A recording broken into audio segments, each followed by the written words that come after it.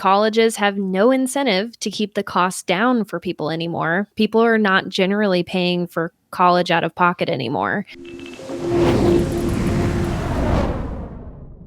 So yeah, we've got a couple sessions left. We're counting down towards the end, but we still have amazing info to share. We've been friends with Student Loan Planner for about 3 years now. So this is not Meagan's first rodeo hanging out with me and Ryan on camera. And, the thing is, there's no getting around how expensive med school is. So the big question I think a lot of pre-meds want to know is there a way out of this mountain of debt? And Meagan Landress from Student Loan Planner has extensive experience guiding students along the journey of loan repayment. So thank you, Meagan, for being here to offer all these great tips to our pre-health community. Thank you. Thanks for having me. I look forward to nerding out again today. Let's get mathy. Yeah. Let's talk about interest rates. Hello, Meagan. Thanks for hanging out with us again today. This is not a fun topic for many people, how expensive medical school is. It's an important topic, though, and one that I hope we can help students learn something from so they don't make potentially super critical mistakes when it comes to paying back loans and making sure they're doing the best thing to reduce interest and all of that fun stuff. Let's start with why? Why is medical school so expensive? Do you know the answer to that? I don't know if I know the exact answer to that, but I've got some ideas, and it has to do with the fact that you can borrow up to the cost of attendance to go to school. So colleges have no incentive to keep the cost down for people anymore. People are not generally paying for college out of pocket anymore. Yeah. I'm sure there's some better statistics on that, but I think the reality is there's no incentive for schools to keep the costs down low. So why not charge more and make more money as a university? Yeah. That's the answer. The government says, we'll give you what you need. And so the school says, well, we need more. We need more and more and more and more. The students will pay it back. That is the goal. We've seen a lot in the news lately about student debt forgiveness. Now, fortunately or unfortunately, we can argue the merits of how they drew the lines for student loan forgiveness.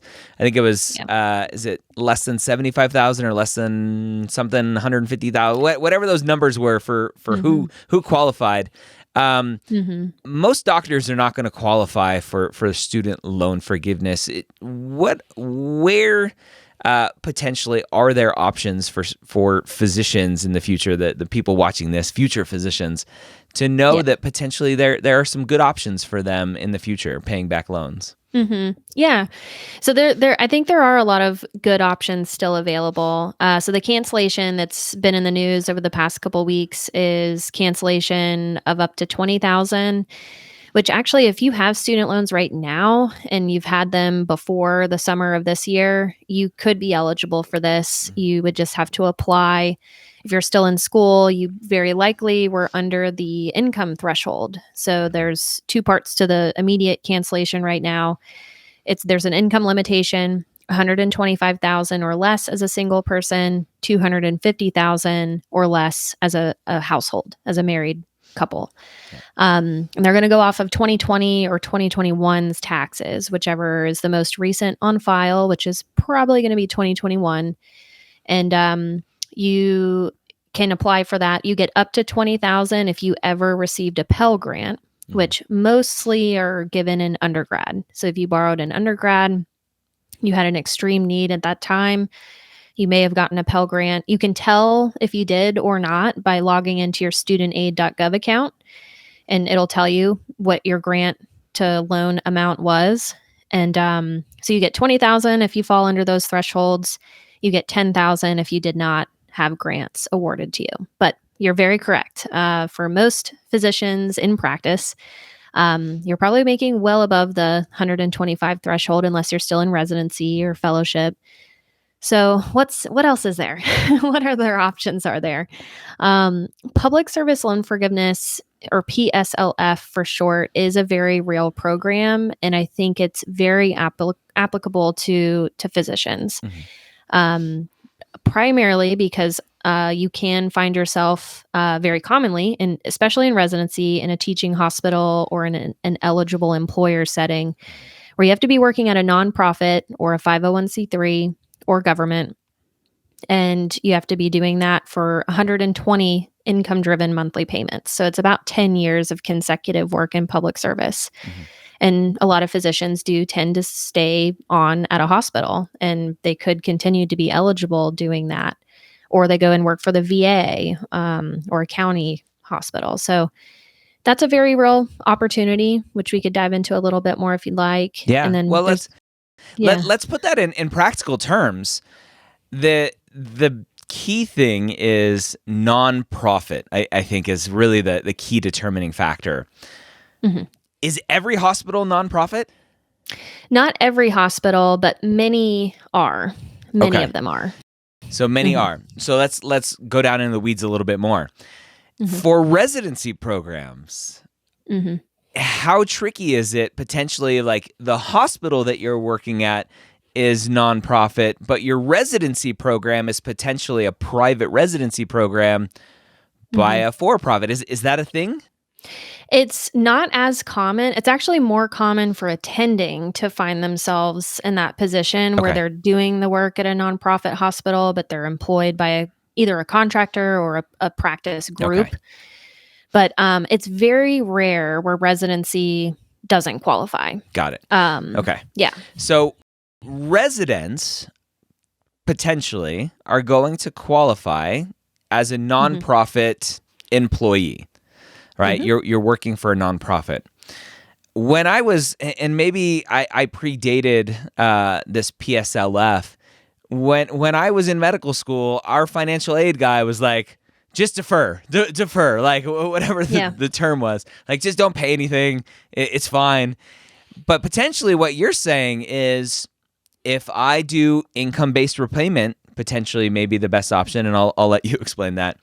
As a resident starting month 1, and I'm doing a 5-year surgical residency and then a 1-year fellowship potentially on top of that at the same program. That's 6 years if I'm doing the smallest payment possible, even though I'm making like $50,000 a year maybe. I'm going to do whatever I can to pay as little as possible so that when I get out of training, I basically only have 4 years left of loans to pay for. And then I'm done. As long as I, again, continue to work at an eligible employer, right? Is it really that simple? Yes, it is that simple. So that's the benefit of as soon as you graduate, you want to consolidate to combine the loans and waive the grace period, because that's 6 months that won't count towards PSLF. And if you're already starting, in July, which most folks do, they start residency in July, then you could start from day one getting credit towards PSLF. And a really good tip too is make sure you file taxes before you graduate, even if you didn't make any income last year, because when you apply for the income-driven plan, it links back to the most recently filed tax return, and your payment can be as little as $0 a month, and that counts towards PSLF. It's like a loophole where I actually win for once. That's amazing. Yes. That's phenomenal. So, the money is weird, right? We live in a society where it's kind of taboo to talk about. And it can be frustrating. We have all of our classmates that are going through this process. Most of them are probably taking out loans, and we're all stressing about it.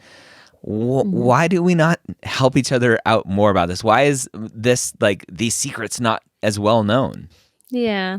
I think you're totally right. I do think personal finances are still just taboo to talk about. They're weird to talk about. Everybody's money situation is also very personal. I think behavioral finance is a very real part of financial planning, to where, somebody's numbers may seem similar, like you and your colleagues' numbers, your income in the future, your student loan balance might be similar, but your financial plan might be totally different because one of you might, just have different money ideas, different goals that you're trying to accomplish. So sometimes that makes it hard to talk about finances too, because things are just so personal to everybody, and that's okay. But I think, the student loan conversation, I think, not feeling alone is very helpful. We've seen in like the student loan planner community when it comes to loans and debt in general. So there's a couple Facebook groups. And if y'all, listening to this wanted to join in on these Facebook groups, just search PSLF eligible physicians, or other student loan groups on Facebook. I'd probably, I don't hate Reddit at all, but probably avoid Reddit. It's not really a community, I wouldn't say, for like positivity. Yes. Sometimes there's way more negativity. We agree. So, but like there's a PSLF eligible physicians group right now that I always check like every once in a while to see what's going on. And like, it's so empowering to see people like helping other people, like not just with student loans even too. Like it's cool to see like those just conversations going to where you don't feel alone in whatever financial situation you're in. So it's, I think the conversation can be there if it makes you feel comfortable enough to talk about your finances, but it's still kind of an odd thing. So there has to be a downside to PSLF. If my job is to, again, the surgical residency example, if I'm spending 6 years in a nonprofit doing my training, am I like avoiding a $400,000 salary to go make a $200,000 salary just so that I can pay off loans in 4 years versus maybe faster if I just took the difference between my salaries? What's the trade-off there for working at a quote-unquote nonprofit? That's a common trade-off where the salary is very different. Just naturally in a nonprofit setting or a government setting, you're going to be probably making less than your counterparts working in private practice. But I'll say first, there are practice areas which naturally just find themselves in public service. Like emergency medicine is easily found in a hospital setting, just no matter what. So I think for those folks, it's a no-brainer. Like go for PSLF. That's probably just naturally where you would go anyways, so you might as well do the program. For those where you could go either way, there is that conversation you want to have. And I think I always kind of try to redirect the conversation too to what do you want to do? Like maybe set the money aside for a second, because that's an important part of the decision. But also think about like, do you want the private practice job? Like, is that something that you think will bring you joy? Are you someone where you could find yourself enjoying the public service better, or vice versa? Like, so think about that first. Like, what do you actually want? And the good news about physicians and what we typically see with the numbers is if there is a private sector job compared to a public sector job, generally in the same practice area, the private sector job will pay you pretty handsomely, enough to maybe make it make sense to walk away from PSLF. It's very common where we crunch the numbers and it's like, yeah, I mean, if you want the private sector job, yeah, you're walking away from PSLF, but it's okay because you're going to be making X amount more and you can commit that to the loans and pay them off faster. So that's I think a positive thing, is that if private sector is where you'd rather go, mathematically it could still definitely make sense, even though it feels weird to maybe walk away from the forgiveness word, know, but it still could make sense. Yeah. And then there are practice areas too where it's just you're not probably going to find yourself in public service later on. So those folks would probably want to maybe protect themselves with going on an income-driven plan anyways. There are some interest subsidies that could help keep the interest costs down while you're in residency and fellowship. But, maybe don't bank on PSLF if you're in one of those practice areas that won't find yourself there. Yeah. How convoluted is this process for someone to go, okay, I think I'm going to do PSLF, and then they get to a certain point and they're like, yeah, just kidding. I don't think I want to work in a nonprofit arena. Are they like screwing themselves by starting one route and then changing? Are they technically like, do you go to the government?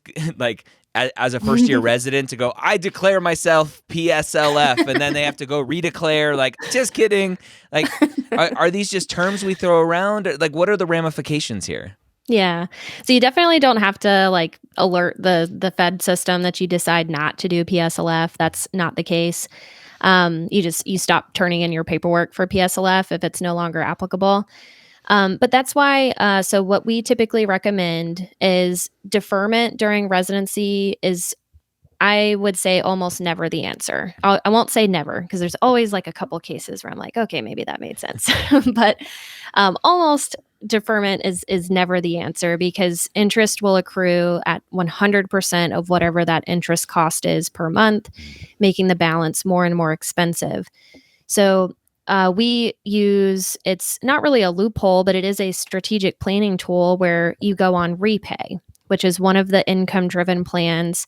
It has the most generous interest subsidies or discounts on the accruing interest. Because even when you're in residency, your payment's going to be still really low because you're making the lowest income you ever will, which is helpful because you need to make payments instead of being in deferment, so that keeps the payment low. But that also naturally would mean that the balance is still growing because you're not paying the interest. Well, repay will subsidize half of that accruing interest and waive it completely. So it makes sense regardless if you are someone who definitely is not doing PSLF, but just can't afford thousands of dollars of monthly payments right now because you're still in training. Go on repay, take advantage of those subsidies, save as much as and I suggest too, like to take a foot in the door approach is what I call it, where if we're not sure about PSLF or thinking about private sector, we're not sure, then go on repay, take advantage of the subsidies, and then save pretty aggressively, like throw money in a savings account. And then there will be some clarity in the coming years on which direction you think you're going to go. And if you're going private practice, then you can take that savings, dump it on the balance, and work it down from there. But if you decide not to do private practice, you also didn't shoot yourself in the foot by throwing a ton of money towards a loan that you're going to go ultimately get forgiven. So that helps, I think, calm the nerves on like, I don't know what I want to do because you don't have to. Yeah. What's the biggest mistake you think students make during this whole process?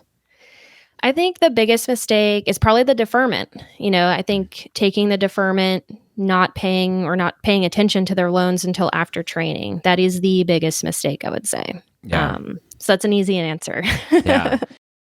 Don't do it. And do you think they're deferring based on bad advice or just based on fear of being poor as a resident and not being able to afford all their bills? I think historically it was probably bad advice. Maybe like you had mentioned that you had gotten, like it wasn't well known that, hey, you could really strategically start PSLF now. So I think bad advice was originally the answer. Now it might be the fear of what the payment is because and the student loans in general are also just an intimidating thing. And sometimes, unfortunately, student loans are the first introduction to personal finance that people will have. And if you're looking at, down the barrel of 400,000 of student loans, like that's a very overwhelming number. And you're thinking like logically, like, gosh, well, what is that payment going to be? And so you just ignore it. And I think income-driven repayment can be a really great option. It keeps the payment very reasonable during your training years. So I would say, to overcome that is just really take a look at it early. Think, hopefully this is a good conversation to have now to start thinking about it, and then don't be so intimidated because it may not be as bad as you're thinking. Yeah. For our current audience right now, most of them being pre-med students, hopefully they're going to undergrad for as cheap as possible so that they don't have loans on top of loans. What are things that they can do now potentially to help them with the transition to med school, with the loans they're taking into med school for the future? So I think good news is when you go to med school, the loans from undergrad do stay in school deferment because you're continuing your education. So you won't be required to make payments on the loans. Now, let's see, this might sound funny me saying, but if you are going towards public service loan forgiveness, or you think that's the direction you might be going, which again, you may not know, and that's okay. But if you're pretty confident that that might be a direction you're going in a weird way, it doesn't really matter how much the balance is at a certain point, the balance of your loans, I mean, because whatever balance is left over after 120 income-driven payments, which the payments are just based off of income, not the balance, whatever's left over is then forgiven. So if you have undergrad loans and you're concerned about that going into graduate school, well, it may not be as big of a deal as you're thinking because you may not be paying those off anyways. Yeah. But if you're someone who might be looking at not doing PSLF, some suggestions would be, if you're still in undergrad, reducing the cost of going to school or how much you're borrowing as much as possible is helpful. Having part-time jobs or working on campus, that can be helpful. And then while you're in school, if there's any way possible that you could be paying towards interest, that could, help a little bit when it comes to repayment on the back end, keeping the balance lower. Yeah. With PSLF, is that forgiven amount, is that considered income that is taxed? It is not. So that's good. And that's never been the case. Okay. So no one will ever have to pay income taxes for PSLF, thankfully. Nice. All right. Bonus. Yeah. Someone's looking out for us, wealthy doctors. Thank you. What is the landscape of the future of this? With I know Biden is like, let's forgive it all. let's forgive it all. Do you see a future where medical school is free? I don't know. What does that look like? Gosh, I wish I knew the answer to that. I would I'm always pessimistic when it comes about like student loan legislation because I like to guard my heart. But I think probably not. I don't think it's sustainable, but I think there's got to be some kind of reform when it comes to the cost of attendance. Yeah. So that's going to start on the front end, like with, how can schools charge? Like, how can they justify charging X amount? So there might be some more tightening there, which I think could be a good thing. But I also know there's more talks of more generous income-driven plans that could come down the pipeline in the future. So maybe even cheaper income-driven payments than what we already have right now. So I think things are moving in a positive direction. I don't think things are going to get worse. Yeah. It's just a matter of like what actually gets implemented in the next couple of years. Yeah. Not very likely for physicians, hopefully. Bankruptcy is one of the big things that for some reason student loans are not whatever the term is forgiven during bankruptcy. And I know a lot of people with this loan forgiveness that Biden just signed recently. A lot of people are like, that doesn't really get at the heart of the issues. I'll take the free money. Like, it seems like bankruptcy and getting rid of student loans is the easiest kind of thing to say, look, everything else is forgiven in a bankruptcy. Why not student loans? Is that coming? Maybe?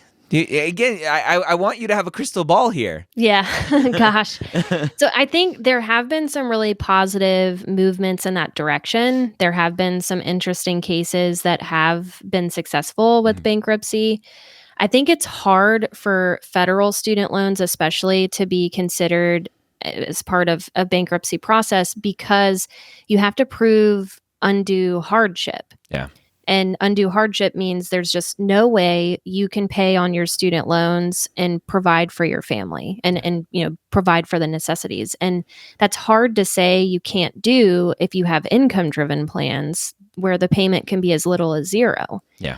So, if your payment can be as little as zero, why include that in a bankruptcy proceeding? Why not just have the payment be zero until you can pay later? So it's, I guess darn logic. I don't know. Yeah.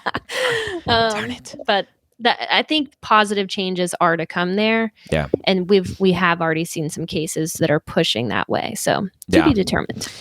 So, but before we jump into some Q&A from the students, and again, if you're watching and you have questions, ask them now. We'll pull them up. The big thing that I want students to try to take away from this is just not being so scared to ask questions. I think as you mentioned, right, staring down the barrel of $400,000 of student debt, a lot of people will just bury their head in the sand and go, if I don't look at it, then it's not there. But then they're not making the right choices. So let's kind of walk through potentially the 4 years of medical school, what students should be doing every year to make sure they're staying on top of the things that they should be staying on top of, so they don't make mistakes and screw themselves in the end. Well, step one, I would say, is definitely complete FAFSA each year on time. You want to make sure you have access to federal funding, federal student loans. We talked a lot about federal loans today because they are the most accessible, the most flexible. They're the only loans that are eligible for these forgiveness programs we're talking about. So you don't want to get yourself in a position where you miss the deadline and you can no longer borrow federal loans and you have to go private, because that's a regular debt that you have to pay off. There's nothing interesting about private loans. They're far less flexible. So that's one. Definitely make sure you complete FAFSA on time. I would say I typically recommend, if you're going to graduate school, borrowing federal is probably the way to go, because you can always privatize your loans later, take them to a private company, reduce the interest costs later on. You can't borrow private and turn them into federal, though. So I think borrowing federal from the get-go just locks in way more options when it comes to repayment. So those are maybe the two big things, and you'll have two different types of federal loans you can borrow: unsubsidized loans, and that has a cap of $20,500 for the year. If you are meeting that, which you likely will going to med school, where there's still more costs to come, then you can spill over into what's called graduate plus loans. And graduate plus loans are similar. They have the same repayment options post-graduation, but those are the two loan types you'd want to be borrowing. Stay away. I would probably generally recommend stay away from private borrowing, because you could always refinance later. Yeah. I guess our team wants to start asking questions, so let's go ahead and bring up some questions. Sabri asks, when is the best time to apply for PSLF? Great question. So you would want to submit what's called an employment certification form once a year, once you start working. So this will be after graduation. Once you have that public service job, you'll submit this employment certification form to just continue to confirm that you're still working in public service. They count up your payments, and that's the best thing to do to stay on top of it. Is that something like month one you should do, or just any time within that year? Is there a rush to do it? Not necessarily a rush, unless there's a concern about the employer being eligible. Like if you're not sure if they're eligible, you'd want to do it like as soon as possible. But it's always a retroactive document, so it'll always look back at your payment history. Okay. So you could do it within the first year, and that's totally fine. What about at year 10? I go, okay, I've been at the same place for 10 years. Can I submit a document then and go retroactive? Yes, you can. Okay. I would recommend doing it more frequently just to catch any issues before, sooner rather than later. Okay. But so it's just a safer, that could happen. safer process. Awesome. Okay. So someone maybe who just doesn't know, 3 years into their residency, someone's like, what do you mean you haven't submitted that? That person isn't kind of left out. They can still submit. Yes, That's they good. can, thankfully. That's good. Assuming also they've been making payments. Yes. Yeah. Even so that's the key. $0 payments. Yeah. You had to be in repayment on an income-driven plan, but as long as that was true, you'll get your payments counted up. What does a $0 payment look like? Do you just get an invoice that says you owe $0? Thank you? Literally, yeah. So there's nothing you have to actively do. Okay. It locks itself in for 12 months, and then you update that every 12 months. So they send you out a reminder like, hey, it's time to recertify your income, and then you just update your income that way. But yeah, you don't have to actively do anything if you have a $0 payment until you have to renew. So maybe you know the answer, maybe not.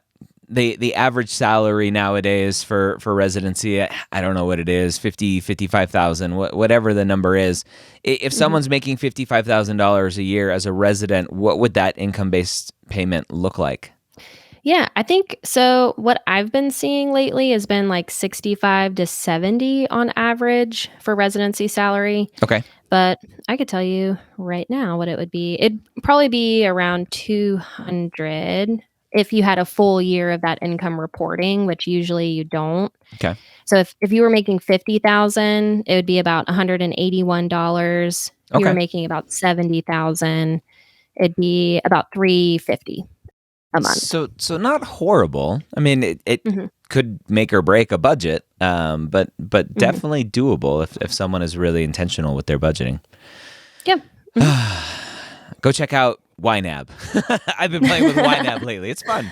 It's crazy. Oh, I love YNAB. Yeah. Morgan asks, is there a way to search for loans with lower interest rates? Yeah, that's the problem, right? Federal loans are kind of locked in at one rate, and you can go shopping, but then you lose all the benefits of federal loans. You've got it. Yep. So there's no way to reduce a federal student loan interest rate. They are what they are. They're based off of the U.S. Treasury rate.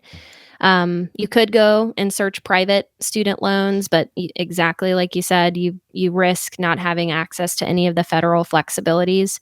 So if you're looking for lower interest rates after graduating, after training, because you're paying the loans off, absolutely. You can go and refinance with another private student loan company that refinances student loans. And the goal there is to try to get the interest rate as low as possible.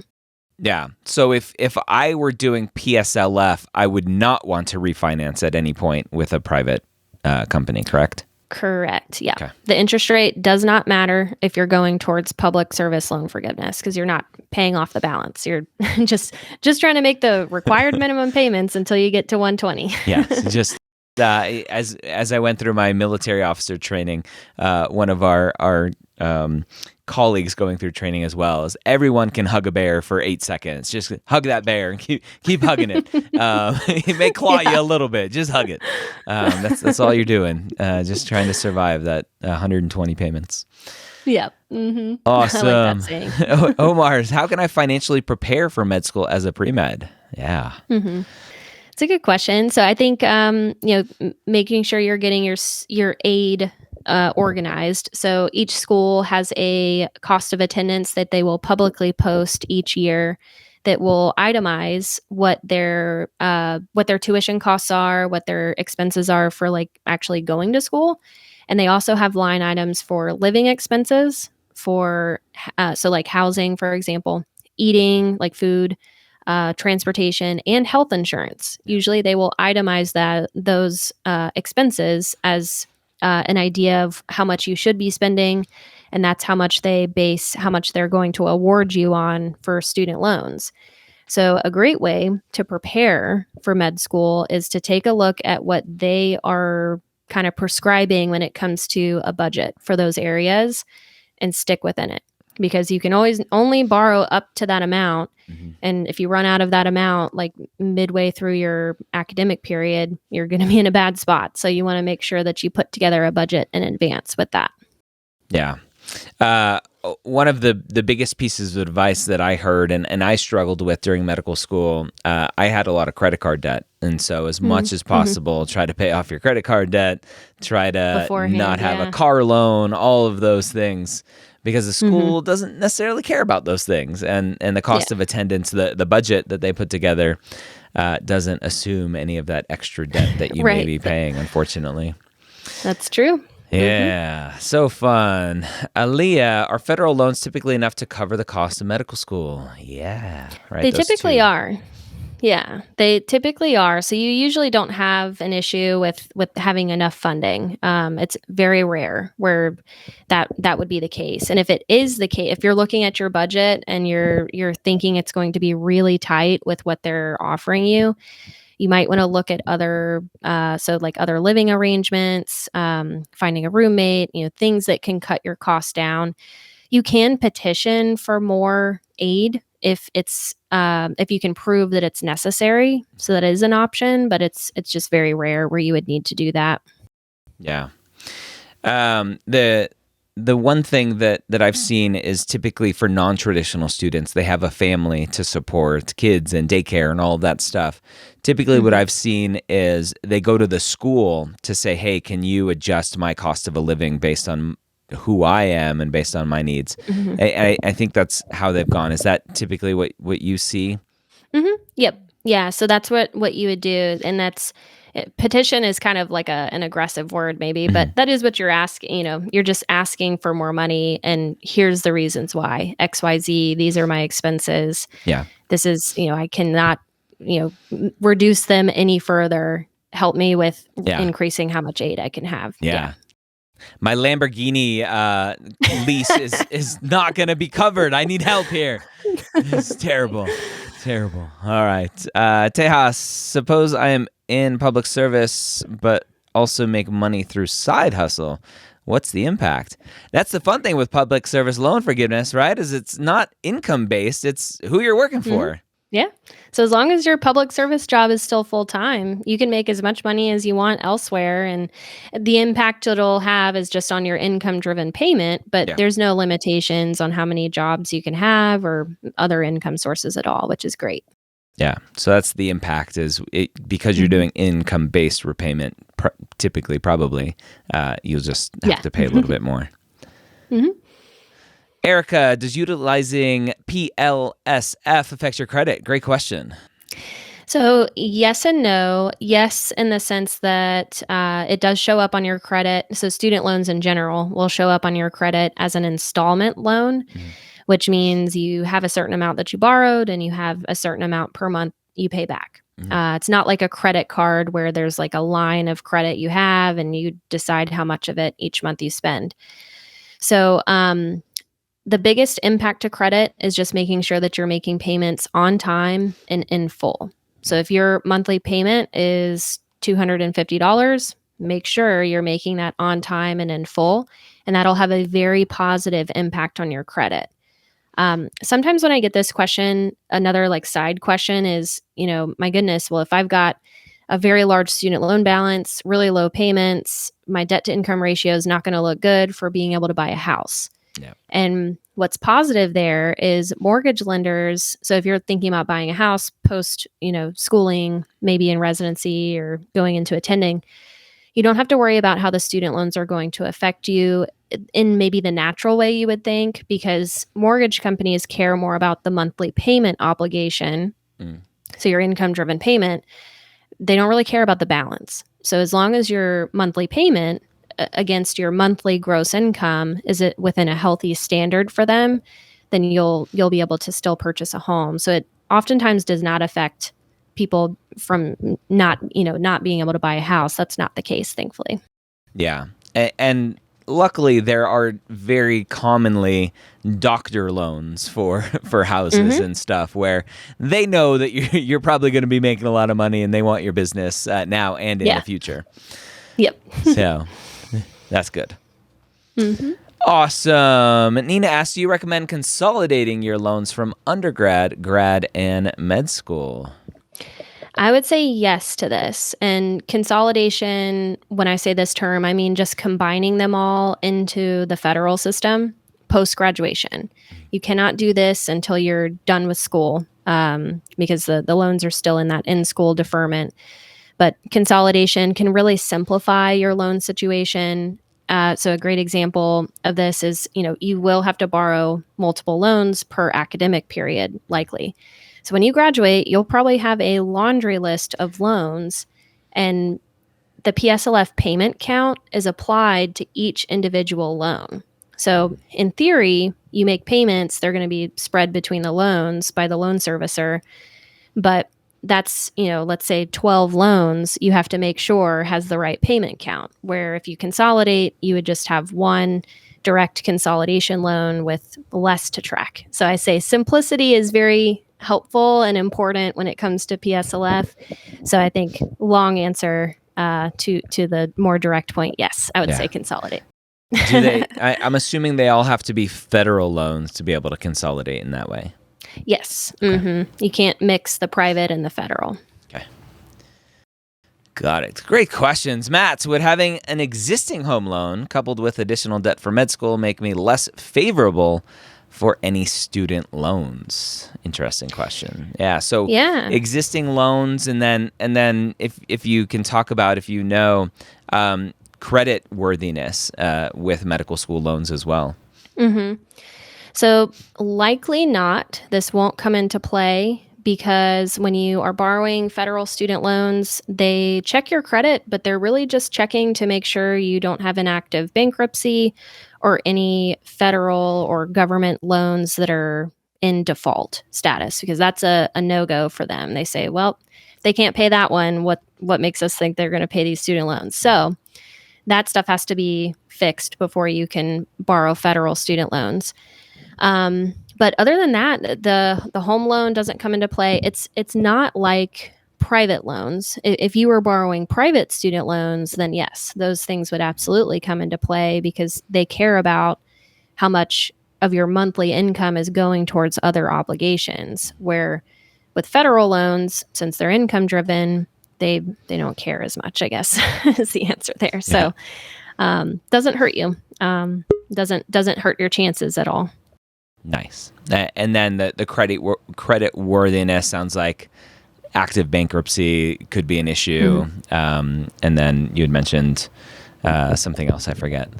Like defaulted government loans. Oh, you have already defaulted, yeah. Bad stuff. Yeah, aggressive stuff. So just don't be in those situations. Bad stuff.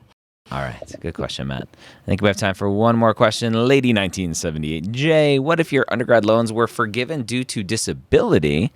You've recovered and accepted to medical school. Would your prior loan forgiveness somehow prevent you from getting a med school loan? Very interesting. Very unique. That's a great situation. question. I've never gotten that question before. Yeah. I would assume no, because you don't have to prove that you're not currently disabled to borrow a student loan. So I don't think it will cause you any issue. But if it does, I would love you to email me at help@studentloanplanner.com and let me know, because we would love to figure that out with you. That's an interesting situation. So Meagan Landress from studentloanplanner.com. Thank you so much for joining us here at MappdCon, wrapping up the day with tons of great advice to hopefully set people up for success for their financial future. It's such an important topic that we just don't talk enough about. And so I'm glad you were able to come on and share your wisdom with us. Well, thank you. Thank you for having me. And hopefully this helps just relieve some of the maybe angst about the borrowing side of things. And, if this is what you want to do with your career, I'd say go for it. And, the planning, the student loan situation, you'll be able to have a plan or a game plan for them. Yeah. But thanks for having me so much. I appreciate it. You are welcome. Plan the work the plan, as they say. It's such an important thing. Again, studentloanplanner.com. Go check out Meagan and the rest of her team, what they're doing over there.